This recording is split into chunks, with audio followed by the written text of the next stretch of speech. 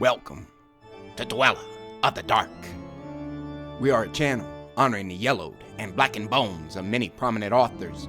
We will be digging up several obscure, strange, and forgotten authors who influenced many of the great horror, science fiction, and fantasy writers today. More tales of the horrifying, obscure, strange, and forgotten are climbing out of the tombs. Subscribe, comment, like, donate, or I'll send Thaddeus Forge to steal your heathen soul. Unknown horror masters, send us ghoulish delights for the Skull and Bones collection. Your pound of writer's flesh will continue to feed our ghouls for now. Books, websites, podcasts, in the links below. Children of Horror, Legion of Ghouls. Tonight, return to the Sabbath by Robert Bloch. It's not the kind of story that the columnists like to print. It's not the yarn press agents love to tell. When I was still in the public relations department at the studio, they wouldn't let me break it. I knew better than to try, for no paper would print such a tale. We publicity men must present Hollywood as a gay place, a world of glamour and stardust. We capture only the light, but underneath the light, there must always be shadows. I've always known that. It's been my job to gloss over those shadows for years. But the events of which I speak form a disturbing pattern, too strange to be withheld. The shadow of these incidents is not human. It's been the cursed weight of the whole affair that has proved my own mental undoing. That's why I resigned from the studio post, I guess. I wanted to forget if I could. And now I know that the only way to relieve my mind is to tell the story. I must break the yarn, come what may. Then perhaps I could forget Carl Jorla's eyes. The affair dates back to one September evening, almost 3 years ago. Les Kincaid and I were slumming down on Main Street in Los Angeles that night. Les is an assistant producer up at the studio, and there was some purpose in his visit. He was looking for authentic types to fill minor roles in a gangster film he was doing. Les was peculiar that way. He preferred the real article rather than the casting bureau's ready-made imitations. We'd been wandering around for some time, as I recall, past the great stone chows that guard the narrow alleys of Chinatown, over through the tourist trap that is Olvera Street, and back along the flophouses of Lower Main. We walked by the cheap burlesque houses, eyeing the insolent Filipinos that sauntered past, and jostling our way through the usual Saturday night slumming parties. We were both rather wary of it all. That's why I suppose the dingy little theater appealed to us. "Let's go in and sit down for a while," Les suggested. "I'm tired." Even the Main Street burlesque show has seats in it, and I felt ready for a nap. The caliphage of the stage attraction did not appeal to me, but I acceded to the suggestion and purchased our tickets. We entered, sat down, suffered through 2 striptease dances, an incredibly ancient blackout sketch, and a grand finale. Then, as is the custom in such places, the stage darkened and the screen flickered into life. We got ready for our doze then. The pictures shown in these houses are usually ancient specimens of the quickie variety, fillers provided to clear the house. As the first blaring notes of the soundtrack heralded the title of the opus, I closed my eyes, slouched lower in my seat, and mentally beckoned to Morpheus. I was jerked back to reality by a sharp dig in the ribs. Les was nudging me and whispering, "Look at this," he murmured, broadening my reluctant body into wakefulness. "Ever seen anything like it?" I glanced up at the screen. What I expected to find, I do not know. But I saw horror. There was a country graveyard, shadowed by ancient trees through which flickered rays of mildewed moonlight. It was an old graveyard with rotting headstones set in grotesque angles as they leered up at the midnight sky. The camera cut down on one grave, a fresh one. The music on the soundtrack grew louder in cursed climax, but I forgot camera and film as I watched. That grave was reality, hideous reality. The grave was moving. The earth beside the headstone was heaving and churning as though it were being dug out, not from above, but from below. It quaked upward ever so slowly, terribly. Little clods fell. The side pulsed out in a steady stream, and little rills of earth kept falling in the moonlight, as though there were something clawing the dirt away, something clawing from beneath. That something, it would soon appear, and I began to be afraid. I didn't want to see what it was. The clawing from below was not natural. It held a purpose, not altogether human. Yet, I had to look. I had to see him, it emerge. The sod cascaded in a mound, and then I was staring at the edge of the grave, looking down at the black hole that gaped like a corpse mouth in the moonlight. Something was coming out. Something slithered through that fissure, fumbled at the side of the opening. It clutched the ground above the grave, and in the baleful beams of that demon's moon, I knew it to be a human hand. A thin, white, human hand that held but half its flesh, the hand of a lich, a skeleton claw. The second talon gripped the other side of the excavation top, and now, slowly, insidiously, arms emerged, naked, fleshless arms. They crawled across the earth's sides like leprous white serpents, the arms of a cadaver, a rising cadaver. It was pulling itself up, and as it emerged, a cloud fell across the moon path. The light faded to shadows as the bulky head and shoulders came into view. One could see nothing, and one was thankful. But the cloud was falling away from the moon now. In a second, the face would be revealed. The face of the thing from the grave, the resurrected visage of that which should be rotted in death. What would it be? The shadows fell back. A figure rose out of the grave, and the face turned toward me. I looked and saw. Well, you've been to horror pictures. You know what one usually sees. The ape man, or the maniac, or the death's head, the papier-mâché grotesquerie, or the makeup artist, the skull of the dead. I saw none of that. Instead, there was horror. It was the face of a child. I thought at first, no, not a child, but a man with a child's soul. The face of a poet, perhaps unwrinkled and calm.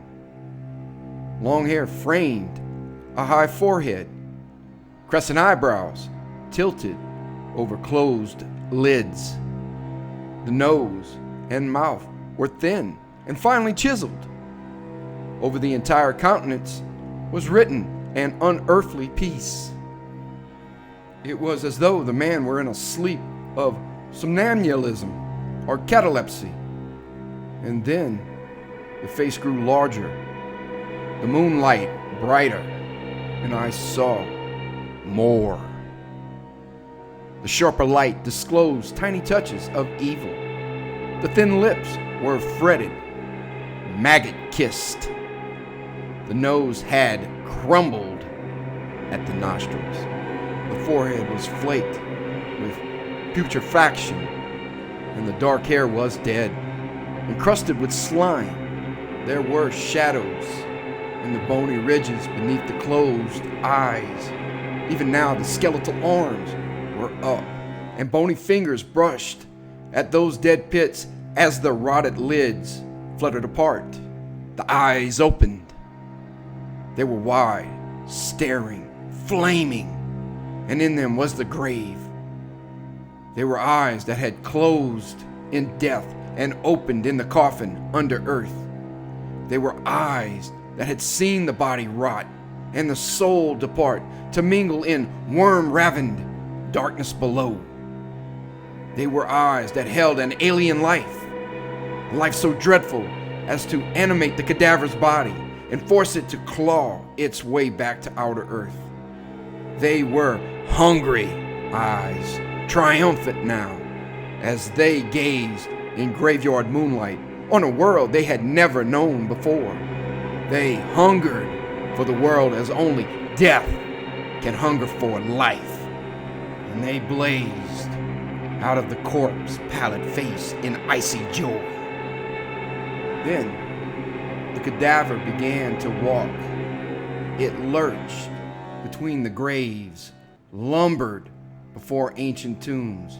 It shambled through the forest night until it reached a road. Then it turned up that road slowly, slowly. And the hunger in those eyes flamed again as the lights of a city flared below. Death was preparing to mingle with men. 2. I sat through all this entranced. Only a few minutes had elapsed, but I felt as though uncounted ages had passed, unheeded. The film went on. Les and I didn't exchange a word, but we watched. The plot was rather routine after that. The dead man was a scientist whose wife had been stolen from him by a young doctor. The doctor had tended him in his last illness and, unwittingly, administered a powerful narcotic with cataleptic effects. The dialogue was foreign, and I could not place it. All of the actors were unfamiliar to me, and the setting and photography was quite unusual, unorthodox treatment, as in the cabinet of Dr. Caligari and other psychological films. There was one scene where the living dead man became enthroned as archpriest at a black mass ceremonial, and there was a little child. His eyes as he plunged the knife. He kept decaying throughout the film. The black mass worshippers knew him as an emissary of Satan, and they kidnapped the wife as sacrifice for his own resurrection. The scene with the hysterical woman when she saw and recognized her husband for the first time, and the deep, evil whispering voice in which he revealed his secret to her. The final pursuit of the devil worshippers to the great altar stone in the mountains. The death of the resurrected one. Almost a skeleton, in fact, now, riddled by bullets and shot from the weapons of the doctor and his neighbors. The dead one crumbled and fell from his seat on the altar stone. And as those eyes glazed in second death, the deep voice boomed out in a prayer to Sathanas. The lich crawled across the ground to the ritual fire, drew painfully erect, and tottered into the flames. And as it stood weaving for a moment in the blaze, the lips moved again in infernal prayer, and the eyes implored not the skies, but the earth. The ground opened in a final flash of fire, and the charred corpse fell through. The master claimed his own. It was grotesque, almost a fairy tale in its triteness. When the film had flickered off and the orchestra blared the opening for the next flesh show, we rose in our seats, conscious once more of our surroundings. The rest of the mongrel audience seemed to be in a stupor almost equal to our own. Wide-eyed Japanese sat staring in the darkness. Filipinos muttered covertly to one another. Even the drunken laborers seemed incapable of greeting the grand opening with their usual ribald hoots. Trite and grotesque the plot of the film may have been, but the actor who played the lead had instilled it with ghastly reality. He had been dead. His eyes knew, and the voice was the voice of Lazarus awakened. Les and I had no need to exchange words. We both felt it. I followed him silently as he went up the stairs to the manager's office. Edward Relch was glowering over the desk. He showed no pleasure at seeing us barge in. When Les asked him where he had procured the film for this evening and what its name was, he opened his mouth and emitted a cascade of curses. We learned that Return to the Sabbath had been sent over by a cheap agency from out Inglewood way, that a Western had been expected, and the damned foreign junk substituted by mistake. A hell of a picture this was for a girl show. Gave the audience the lousy creeps.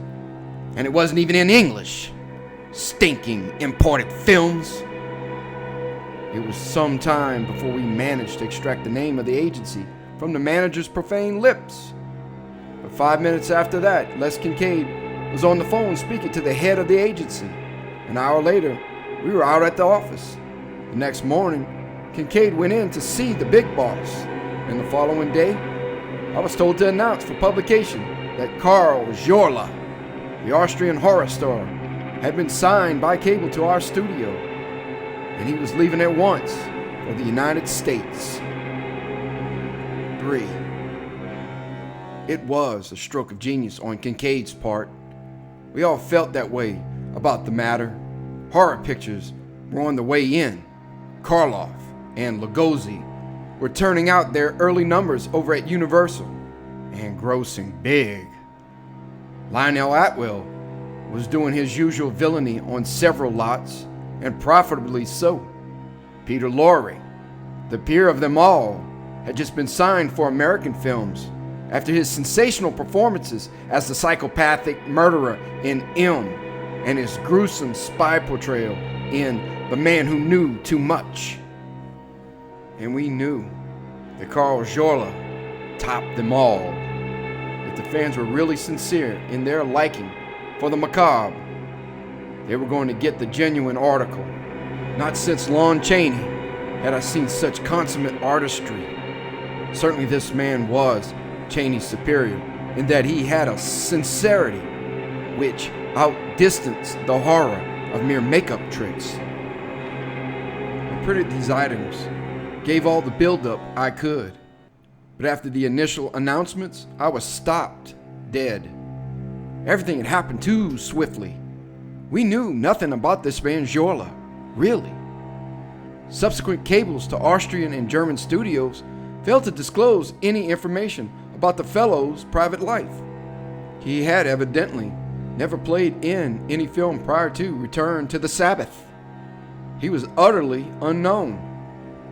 The film had never been shown greatly abroad, and it was only by mistake that the Inglewood agency has obtained a copy and run it here in the United States.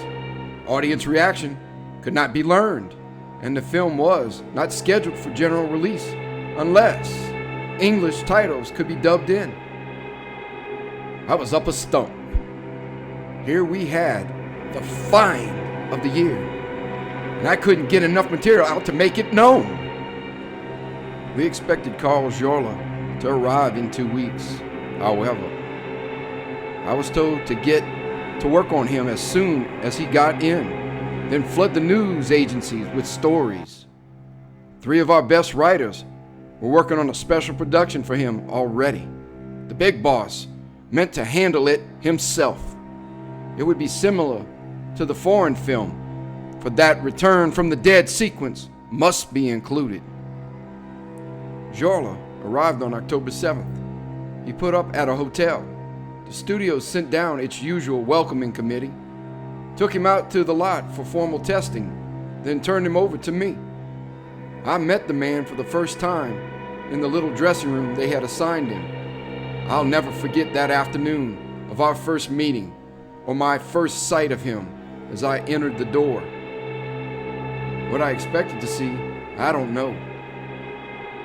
But what I did see amazed me. For Carl Jorla was the dead alive man of the screen in life. The features were not fretted, of course, but he was tall and almost as cadaverously thin as in his robe. His face was pallid and his eyes blue circled. And the eyes were the dead eyes of the movie, the deep, knowing eyes. The booming voice greeted me in hesitant English. Jorla smiled with his lips at my obvious discomfiture, but the expression of the eyes never varied in their alien strangeness. Somewhat hesitantly, I explained my office and my errand. "No publicity," Jorla intoned. "I do not wish to make known what is affairs of mine own doing." I gave him the usual arguments. How much he understood I cannot say, but he was adamant. I learned only a little, that he had been born in Prague, lived in wealth until the upheavals of the European Depression, and entered film work only to please a director friend of his. This director had made the picture in which Jorla played for private showings only. By mischance, a print had been released and copied for general circulation. It had all been a mistake. However, the American film offer had come opportunely, since Jorla wanted to leave Austria at once. "After the film appear, I am in bad lights with my friends," he explained slowly. "They do not wish it to be shown, that ceremony." "The Black Mass?" I asked. "Your friends?" "Yes. The worship of Lucifer. It was real, you know." Was he joking? No. I couldn't doubt the man's sincerity. There was no room for mirth in those alien eyes. And then I knew what he meant, what he so casually revealed. He had been a devil worshiper himself, he and that director. They had made the film and meant it for private display in their own occult circles. No wonder he sought escape abroad. It was incredible, save that I knew Europe and the dark northern mind. The worship of evil continues today in Budapest, Prague, Berlin, and he, Carl Jorla, the horror actor, admitted to being one of them. What a story, I thought, and then I realized that it could, of course, never be printed. A horror star admitting belief in the parts he played? Absurd. All the features about Boris Karloff played up the fact that he was a gentle man who found true peace in raising a garden. Lugosi was pictured as a sensitive neurotic, tortured by the roles he played in the films. Atwill was a socialite and a stage star, and Peter Lorre was always written up as being gentle as a lamb, a quiet student whose ambition was to play comedy parts. No, it would never do to break the story of Jorla's devil worship. and he was so damnably reticent about his private affairs. I sought out Kincaid after the termination of our unsatisfactory interview. I told him what I had encountered and asked for advice. He gave it. The old Lon Chaney line, he counseled. Mr. Man, we say nothing about him until the picture is released. After that, I have a hunch things will work out for themselves. The fella is a marvel, so don't bother about stories until the film is canned. Consequently, I abandoned publicity efforts in Carl Jola's direction. I am very glad I did so, for there is no one to remember his name or suspect the horror that was soon to follow. 4. The script was finished. The front office approved. Stage 4 was under construction. The casting director got busy. Jola was at the studio every day. Kincaid himself was teaching him English. The part was one in which very few words were needed, and Jola proved a brilliant pupil, according to Les. But Les was not as pleased as he should have been about it all. He came to me one day about a week before production and unburdened himself. He strove to speak lightly about the affair, but I could tell that he felt worried.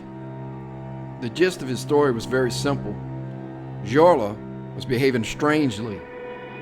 He had had trouble with the front office. He refused to give the studio his living address, and it was known that he had checked out from his hotel several days after first arriving in Hollywood. Nor was that all. He wouldn't talk about his part or volunteer any information about interpretation. He seemed to be quite uninterested, admitting frankly to Kincaid that his only reason for signing a contract was to leave Europe. He told Kincaid what he had told me about the devil worshippers, and he hinted at more. He spoke of being followed, muttered about avengers and hunters who waited. He seemed to feel that the witch cult was angry at him for the violation of secrets and held him responsible for the release of Return to the Sabbath. That, he explained, was why he would not give his address nor speak of his past life for publication. That is why he must use very heavy makeup in his film debut here. He felt at times as though he were being watched or followed. There were many foreigners here. Too many.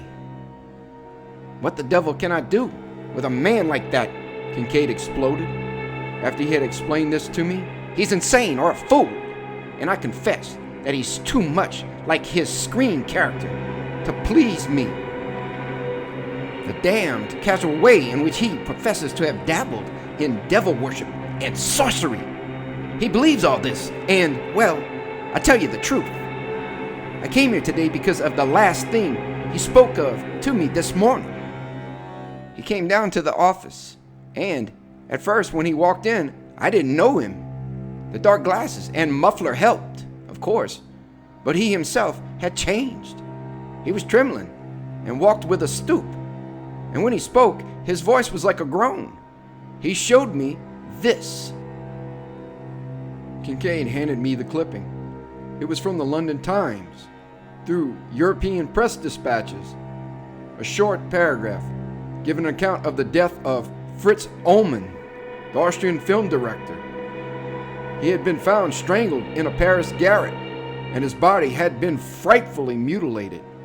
It mentioned an inverted cross branded on his stomach above the ripped entrails. Police were seeking the murderer.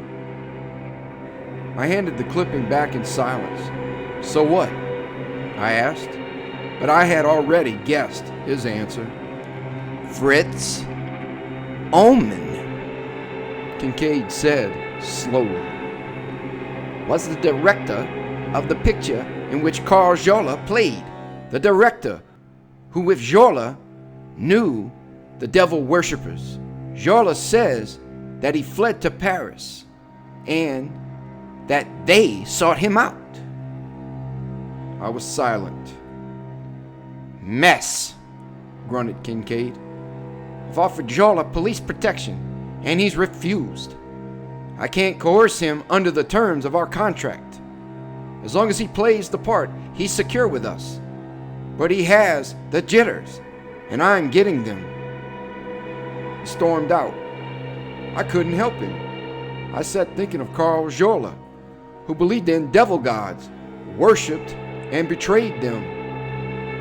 And I could have smiled at the absurdity of it all if I hadn't seen the man on the screen and watched his evil eyes. He knew.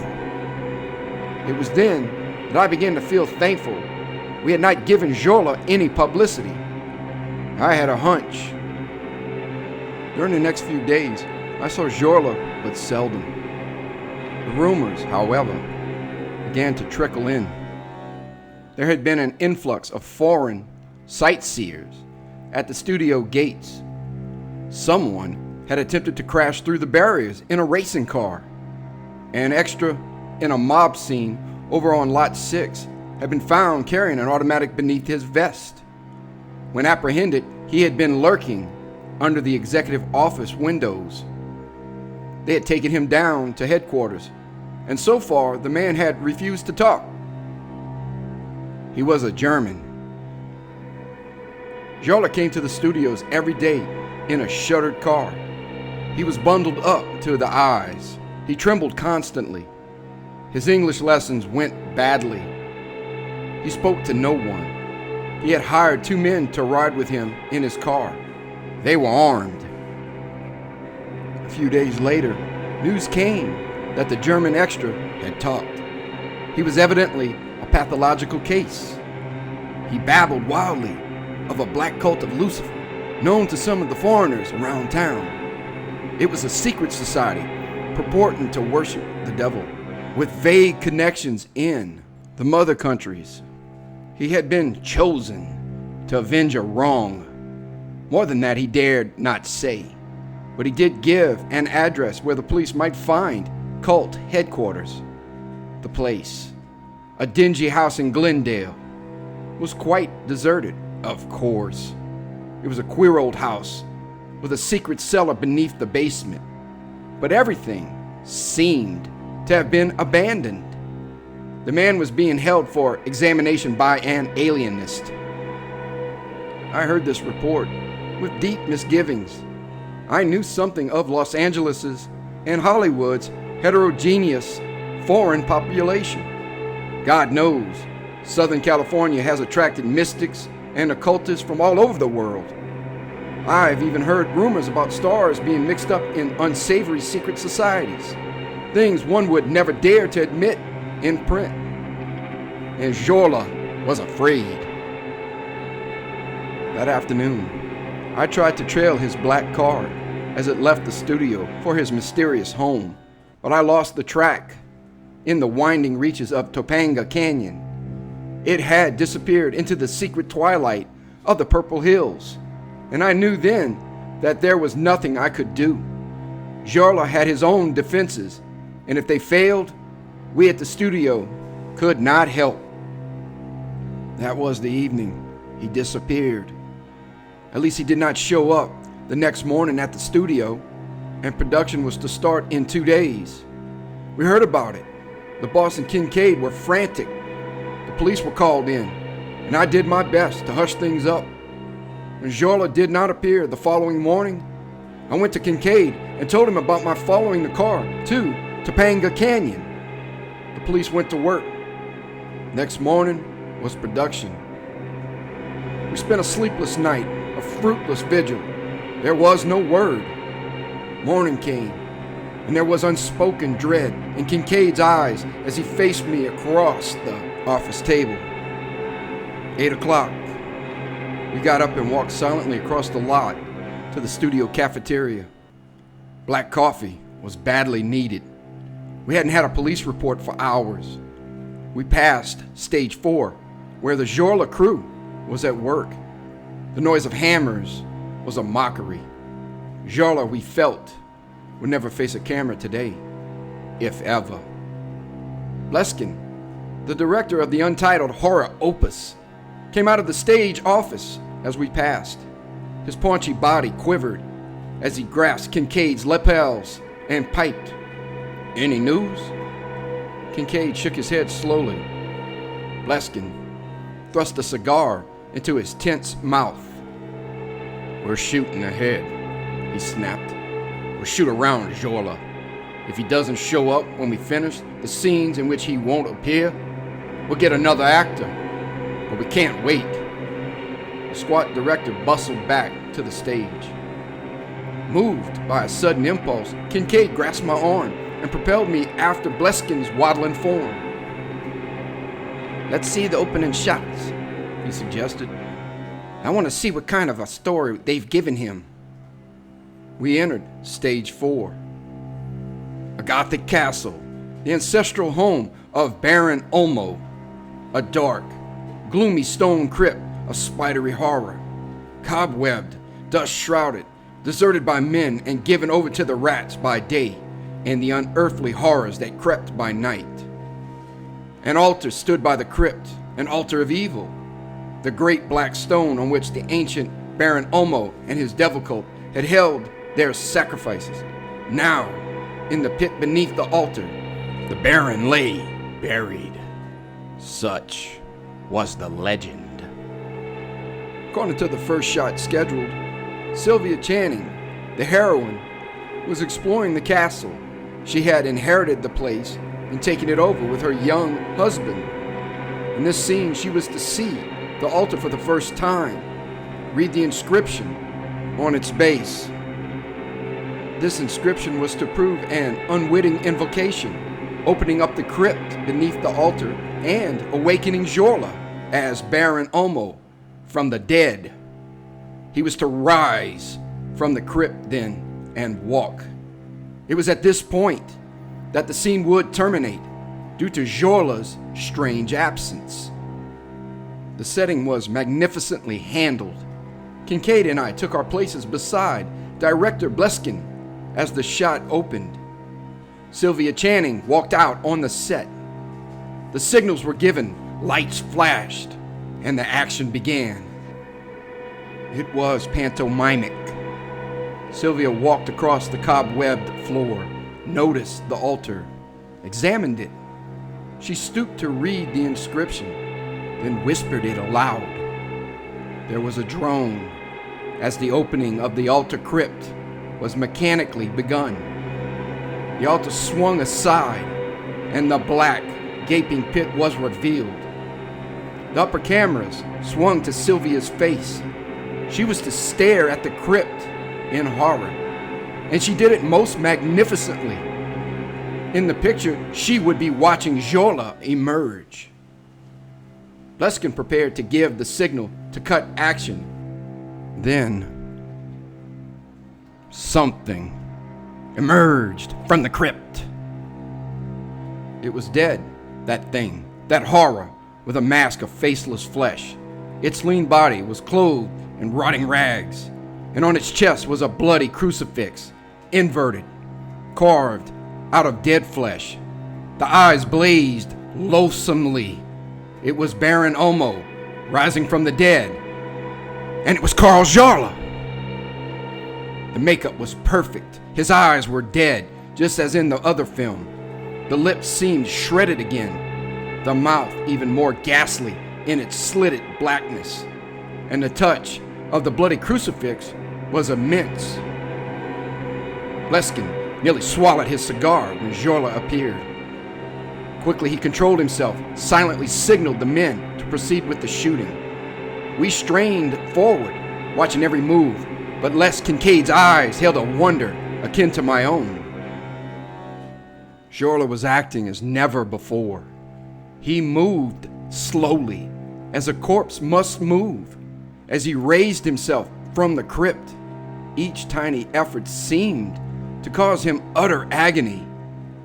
The scene was soundless. Sylvia had fainted, but Jorla's lips moved, and we heard a faint whispering murmur, which heightened the horror.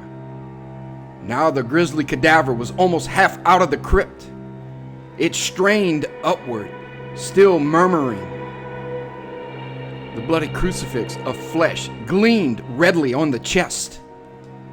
I thought of the one found on the body of the murdered foreign director, Fritz Ullman, and realized where Jola had gotten the idea. The corpse strained up. It was to rise now. Up. And then, with a sudden rictus, the body stiffened and slid back into the crypt. Who screamed first, I do not know. But the screaming continued after the prop boys had rushed to the crypt and looked down at what lay within. When I reached the brink of the pit, I screamed too, for it was utterly empty. 5. I wish there were nothing more to tell. The papers never knew. The police hushed things up. The studio is silent, and the production was dropped immediately. But matters did not stop there. There was a sequel to that hideous horror on stage 4. Kincaid and I cornered Bleskin. There was no need of any explanation. How could what we had just seen be explained in any sane way?